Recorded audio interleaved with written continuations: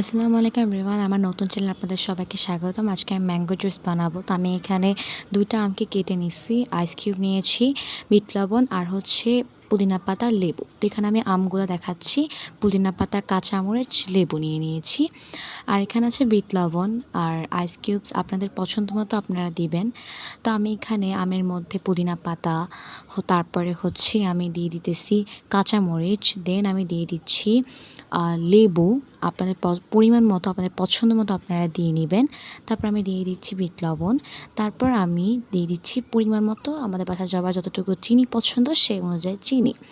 তারপরে আমি পানি দিচ্ছি। তার আগে আপনি চাইলে একটু বরফ দিতে পারেন।